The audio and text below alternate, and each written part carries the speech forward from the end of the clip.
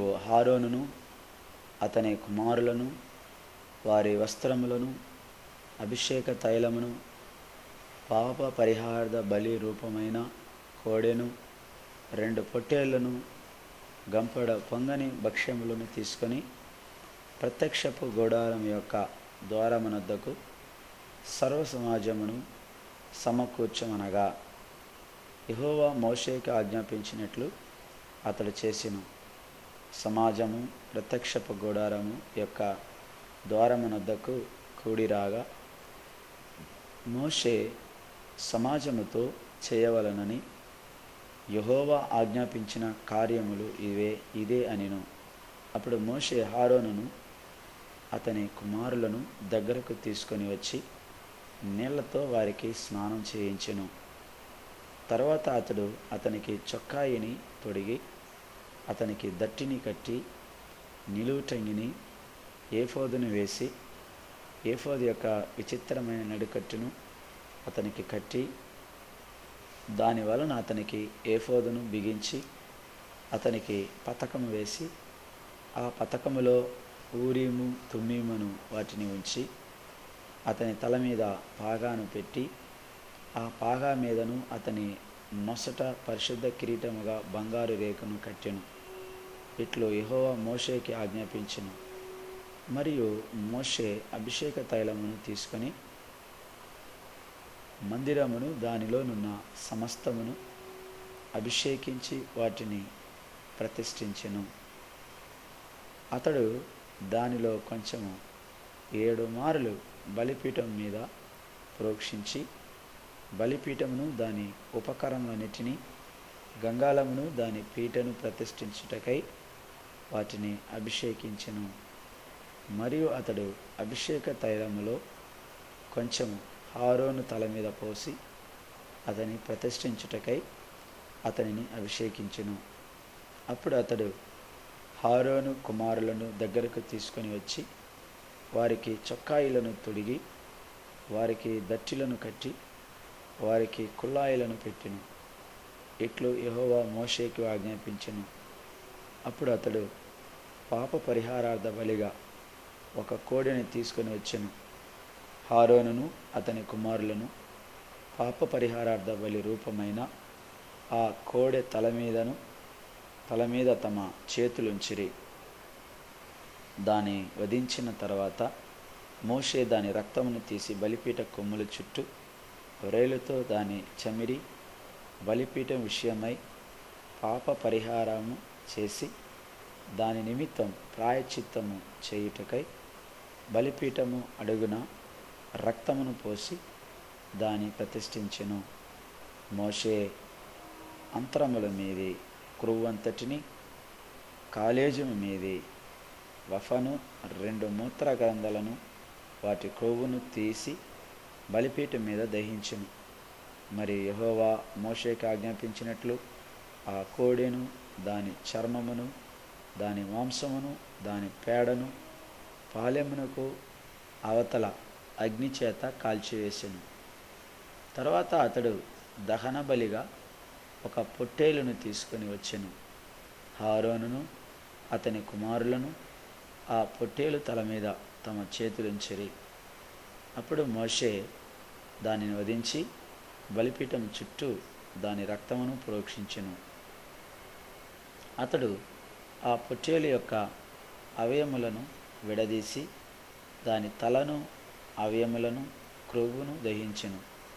అతడు దాని అంతరములను కాళ్ళను నీళ్లతో కడిగి ఆ పొట్టేలంతయు బలిపీఠం మీద దహించెను.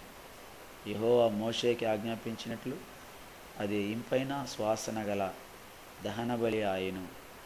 అది యెహోవాకు హోమము. అతడు 2వ పొట్టేలును అనగా ఈ ప్రతిష్ఠితమైన పొట్టేలును తీసుకొని రాగా హారోనును అతని కుమారులను ఆ పొట్టేలు తల మీద తమ చేతులుంచిరి. మోషే దానిని వధించి దాని రక్తములో కొంచెం తీసి హారోను కుడి చెవి కొన మీదను అతని కుడి చేతి బొటనవేల మీదను అతని కుడికాల బొటనవేల మీద కొన మీదను దాని చమెరెను. మోషే హారోను కుమారులను దగ్గరకు తీసుకొని వచ్చి వారి కుడి చెవుల కొనల మీదను, వారి కుడి చేతుల బొటనవేల మీదను, వారి కుడి కాళ్ళ బొటనవేల మీదను ఆ రక్తములో కొంచెము చెమెరెను. మరియు మోషే బలిపీఠము చుట్టూ దాని రక్తమును ప్రోక్షించెను.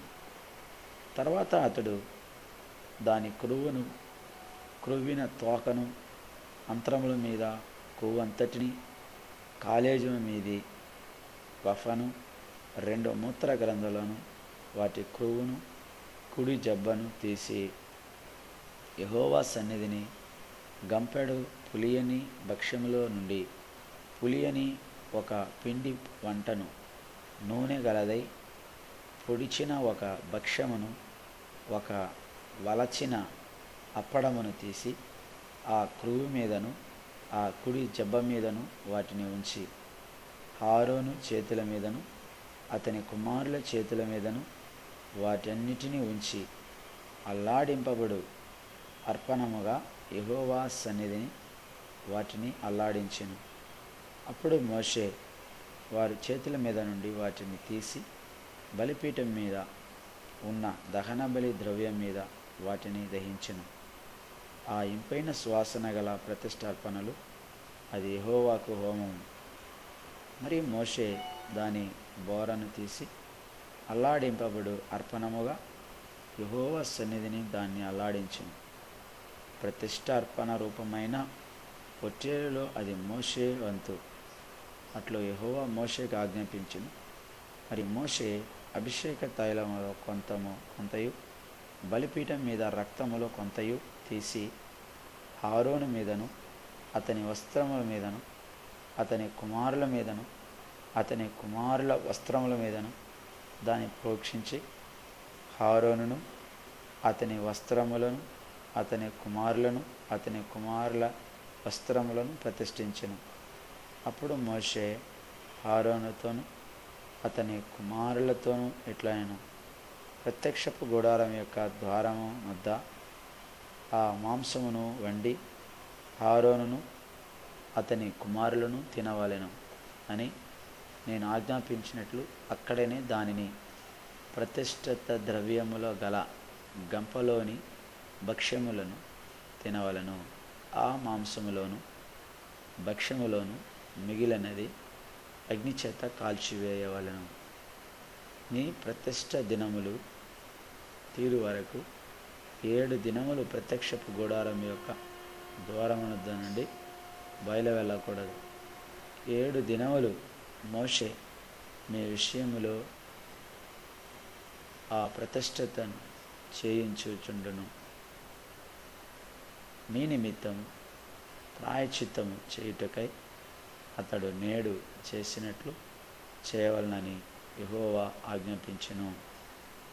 మీరు చావకుండానట్లు మీరు ప్రత్యక్షపు గుడారం యొక్క ద్వారమునొద్ద 7 దినముల వరకు రేయింపగలుండి యెహోవా విధించిన విధిని ఆచరింపవలెను. నాకు అట్టి ఆజ్ఞ కలిగిను. యెహోవా మోషే ద్వారా ఆజ్ఞాపించిన అన్ని ఆరోనును అతని కుమారులను చేసిరి.